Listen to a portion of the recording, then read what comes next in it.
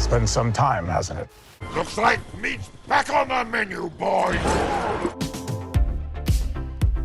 Hey, welcome back to Screen Crush. I'm Ryan Airy, and this is all of the Easter eggs, references, and little things you might have missed in Marvel's new TV trailer for 2025. This baby is loaded with first looks that we are so excited to talk about. We're going to talk about Daredevil, Ironheart, Wonder Man, Spider-Man, Eyes of Wakanda, Marvel Zombies, and What If. I am so hyped. So hyped! So, the first image of this trailer are the screens of the TVA showing different Marvel shows. Now, in a meta way, this sends the message that we are watching the multiverse saga unfold from the TVA, like we're all monitoring the events of the sacred timeline. It's also a subtle way to connect all of this to Marvel's latest hit, Deadpool and Wolverine. Now, like I said, I am so hyped about all these shows next year, but I am also so hyped about our live show tour. In 2 weeks, we will be in Boston, Massachusetts for our very first show. We're gonna have special guests, tell you what we really think about Marvel and Star Wars and all that stuff, and best of all, we're gonna get to meet you guys face to face. The links to cities and tickets are below, but get yours now because they are selling out fast. So, on this screen, we see Ironheart, Daredevil, and Wonder Man, the 3 live-action shows releasing next year. Then, on the bottom, Kingpin, Spider-Man, Eyes of Wakanda, Wonder Man, Kingpin again, Muse, Deadpool and Wolverine, and Kingpin again. And don't worry, I'm going to explain all of these images in depth as we go along. Then, the main image is Matt Murdock's broken glasses, and then Matt's hand reaching for them, as Deadpool says this line, from Deadpool and Wolverine. It's gonna get good. So wait, is this gonna be the same Daredevil from those Netflix shows? Kind of, yes and no. So the new Daredevil show has a lot of the same cast members from the Netflix show. And as we'll talk about later, certain elements from that show are carrying over, but they're not necessarily going to be bogged down by the entire continuity of what happened in those series. You see, Daredevil and those other Marvel Netflix shows were like their own little self-contained Marvel universe, created by a different branch of Marvel called Marvel Television, and Kevin Feige had nothing to do with the creation of those shows. But when Marvel's deal with Netflix lapsed, the MCU decided to formally bring Daredevil into the MCU in Spider-Man No Way Home and She-Hulk. Now, originally, this show wasn't going to have so many cast members return, but during the 2023 Hollywood strikes, they retooled, and now it is essentially a new season of the Netflix series. And then we get a shot from Ironheart. Now, this shows Riri Williams and Alden Ehrenreich's character, Joe McGillicuddy, unveiling her new Ironheart armor.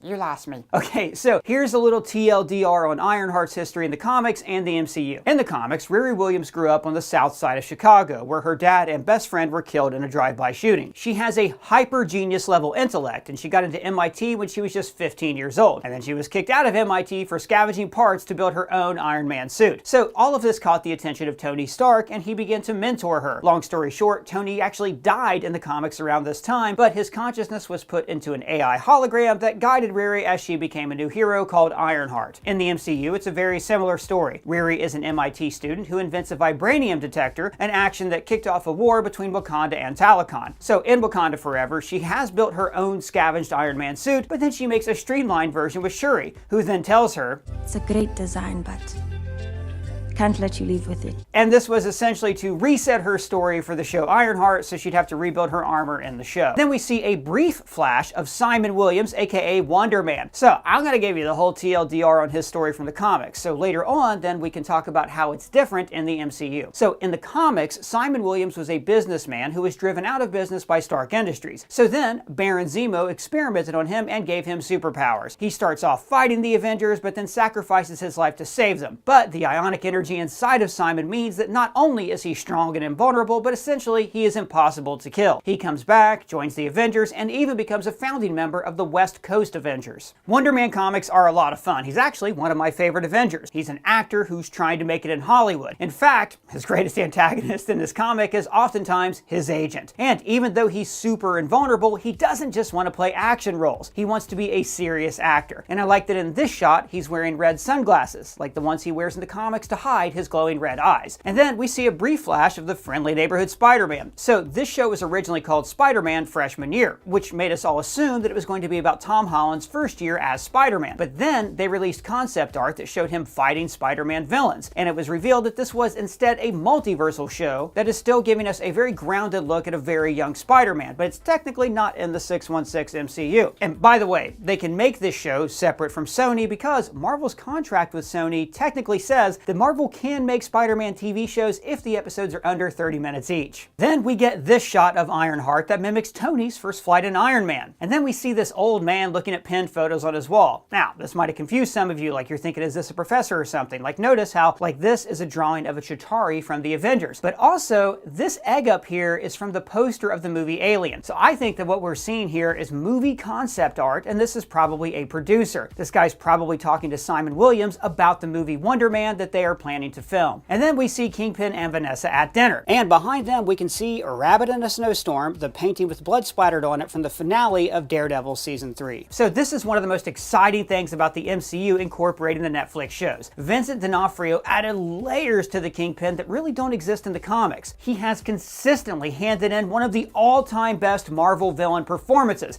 and I am so pumped to see his character fit into the MCU. And then we see Anthony Ramos' character from Ironheart, the Hood. In the comics, the Hood was a 2-bit crook who killed a demon, long story short, and then he stole his boots and hood. So this gave him supernatural powers, but this also connected him to the show's other villain, Mephisto, played by Sacha Baron Cohen. For real this time? Yes, for real. Mephisto was name-dropped in Agatha all along. Others say he might be a demon or an agent of Mephisto. But he is actually in this show on screen. Now, in the show, the Hood is apparently friends with Riri, before them take very different paths. However, there is a shot of Riri later in the trailer where she is being showered with money as these flames flare up behind her. So I think this image is going to be Mephisto tempting Riri with money and stability, which she never had growing up on Chicago's South Side. And then we get the first teaser for Daredevil Born Again. Now notice how the city is at the bottom of the logo. This is a fun way to show us that the show is going to be about the seedy underbelly of the MCU that they never show in the movies. And then we see Daredevil's suit, and man does it look awesome. So in the show She-Hulk, we saw a throwback to his original yellow suit from the comics, leading some fans to fear that the Disney Plus show would be too lighthearted, similar to when Matt moved to San Francisco in the comics and actually lived a happy life. Happy never. But now, he's back to the classic dark red armor from the Netflix series. I actually think this armor looks better than what we saw in the Netflix series. It's like what we saw in the show Echo. Oh, I'm so pumped about it. So in this show, Fisk is running for mayor, like he does in the comics. Now, over the course of 3 seasons of Daredevil and the show Hawkeye and the show Echo, we have seen Wilson Fisk be a crime boss and go to jail. But then the show Echo ended with him getting the idea to run for mayor. This would finally give him true power over his enemy Daredevil. Early reports have hinted that he is running on an anti-vigilante platform. So maybe this means that the Born Again show could have something in common with the comic book Daredevil Born Again. So what's that comic book? So Born Again is one of the greatest Daredevil stories ever written. Created by Frank Miller, it is when Kingpin learns Matt's secret identity and has him disbarred and blows up his house. Matt spends the entire event out of costume and fighting his way back from oblivion. Now this was loosely adapted in Daredevil Season 3, but elements of it could appear here. So the two of them meet at a diner and we hear, You've come up in the world. I could say the same about you. Now there's a lot of meta lines in this trailer, and I think that this line is indicating that the two of them have moved up in the world because they have finally joined the Marvel Cinematic Universe proper. Welcome to the MCU, by the way.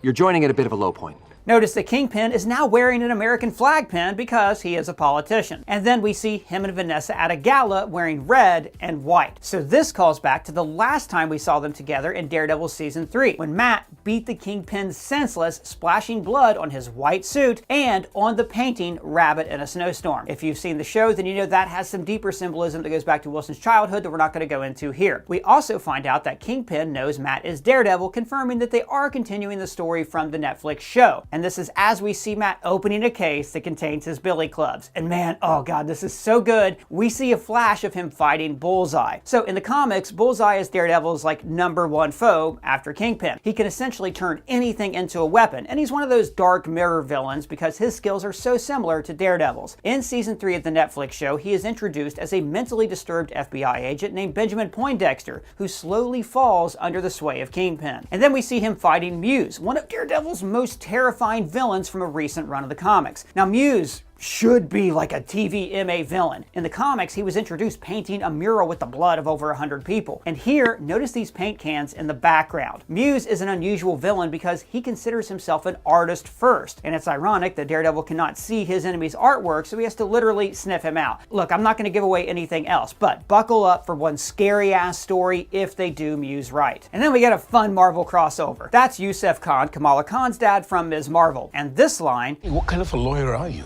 A really good one. Is a callback to Matt's first scene in the MCU proper. I'm a really good lawyer. And by the way, guys, thank you for watching all of our Marvel coverage over the years. We are so pumped for 2025, and thank you for supporting our channel by shopping our merch store. Right now, we have merch for Agatha All Along that's actually going to be leaving the store soon. So if you want to get your Bees Tarot card shirt, you got to log on soon because in a few days, they are going to be gone forever. And we also have this My Little Symbiote shirt showing the Venom horse as the pony Rainbow Sparkle. Guys, we love designing merch for you. We have all this different Marvel parody merch. You can find links for them below. And then we get a very short clip of Friendly Neighborhood Spider-Man showing Peter in his homemade suit. So a couple of small details here. Notice he's wearing sweatpants and a sweatshirt with a jersey over top. Very similar to Peter 1's first costume that we saw in Civil War and in Homecoming. But he stores his web fluid in his JanSport backpack, and the web shooters are on the outside of his wrists. And this is similar to the Spider-Man TV show in the 1970s. If you haven't seen it, you're better off. And then in Ironheart's segment, we see Riri back at MIT after the Wakandans cleared her name with the FBI. Now she's constructing sleek new Ironheart armor that she's able to summon to her, similar to Tony Stark's Mark 42 armor from Iron Man 3. Now notice how her suit though is more bulky, but I love the detail here that we can see her hand inside of the wrist. It's very similar to how, when Tony first built his Mark II armor, he started off by designing the gauntlets and hands. The armor also makes the same sound effects as Iron Man's armor. But the helmet is of course different. So I like this helmet because it looks more like a knight's armor, with this black divider in the center. This is kind of appropriate because the original Avengers fit certain archetypes: the soldier, the monster, the god, the spy, and the knight, like Iron Man. So this shot of her punching a truck is of course similar to this shot from The Dark Knight, but it's also similar to Obadiah Stane hitting a car in Iron Man 1. So I think this isn't just an Easter egg. I think this is indicating that Riri has a dark side and will be tempted to walk a darker path, like Obadiah Stane's. So this goes back to the shot of Mephisto tempting her, like I mentioned earlier. And then we get a few shots of What If Season 3. Nick Fury getting beamed down with some soldiers. And this could be from the episode What If Secret Invasion Didn't Suck? Doug, be nice. I'm sorry. And then we see Shang-Chi as a cowboy. All right, so two things here. One, I'm glad we're finally getting to see Shang-Chi return. And two, I really hope this means they're doing a Western episode similar to the great 1602 episode last season. And then we see what looks like an alliance of Asgardians and Dark Elves attacking like an Ironheart armor with a Captain America shield. The big reveal here is that What If Season 3 is debuting on December 22nd. And I'm betting that Marvel's going to repeat that incredibly stupid release schedule where they dropped a single episode a day and the whole thing was done in a week. Makes it really hard to cover the show because you know what, Kevin?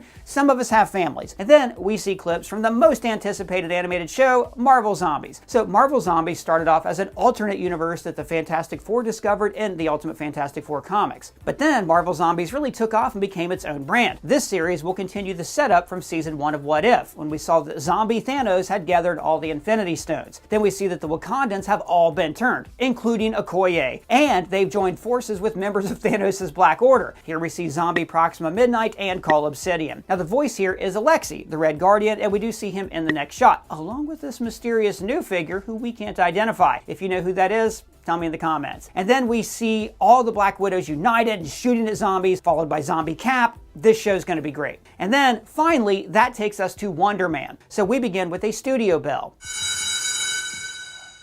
as we see Simon Williams coming into an audition, and he is played by the incredible actor Yahya Abdul-Mateen II. Now, a few things to note here. He is not a guy with powers who goes by the name Wonder Man. He is apparently just a normal actor auditioning for the role of Wonder Man. So this is setting us up for some very meta Marvel Cinematic Universe jokes. The studio has created a movie about a superhero, and maybe in the show, to make this feel authentic, they are giving the actor actual superpowers. Or maybe the movie is all going to be just a cover for Ed Harris's villain character to do something more nefarious. Either way, this show is doing something different, and I am here for it. His acting coach is Trevor Slattery, who has apparently been pardoned for his crimes after Wenwu broke him out of prison in The Shore, All Hail the King. Now, Trevor Slattery was, of course, the phony Mandarin in Iron Man 3, but the last time we saw him, he was comic relief in the extremely underrated film Shang-Chi. If they can teach those monkeys to act that brilliantly, just imagine what I could bring to the world. So after we see him help Simon through his self-tape, he says, "You better not mess this up, I know." And I can't help but think that this is Marvel Studios poking fun at themselves, saying don't mess up this show because we really need a win. And then we see a flash of this gorgeous scene from The Eyes of Wakanda, which is apparently painted in the style of shows like Netflix's Arcane. So this show is going to show us the exploits of Wakandan special forces and the Dora Milaje over the centuries, hence the sailing ship that we see in the background here. And then there's a few different flashes. Kingpin saying we have a long road ahead of us, which is true actually. Born Again has already been greenlit for 2 more seasons. And then we see Riri in battered Ironheart armor that frankly I like a lot more than her shiny suits. And then right here, oh, this is John Barenthal's Frank Castle once again suited up as the Punisher. I cannot wait to see this incredibly dark, violent character cross over with movie characters like Spider-Man, Captain America, and Thor. Marvel, you're back. Give us these crossovers again, please. Well, that's all the Easter eggs we caught, but what shows are you most excited about? Let me know in the comments or at me on Twitter. And if it's your first time here, welcome to the channel, guys. Please subscribe and smash that bell for alerts. For Screen Crush, I'm Ryan Airy.